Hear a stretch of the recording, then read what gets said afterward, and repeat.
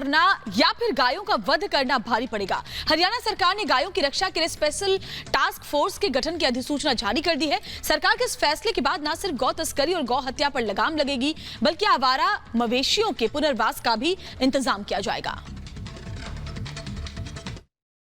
हरियाणा सरकार ने गौरक्षा के लिए एक और कदम बढ़ा दिया है।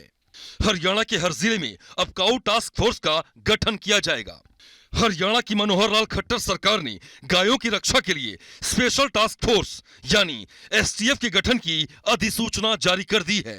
ये टास्क फोर्स हर जिले में होगा और गोरक्षा दल के सदस्य भी इसका हिस्सा होंगे।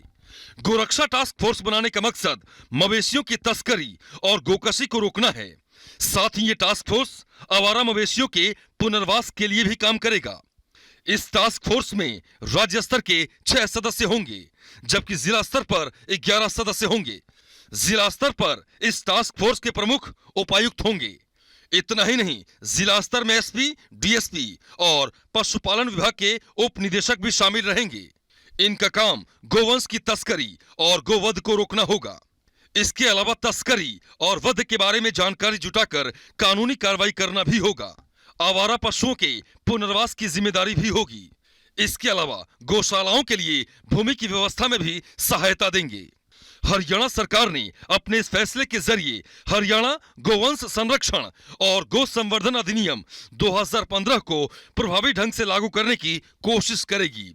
यह टास्क फोर्स आम जनता से भी पशु तस्करी और वध के संबंध में जानकारी जुटाएगी और जानकारियों के तहत ऐसी अवैध गतिविधियों पर तत्काल कार्रवाई करेगी।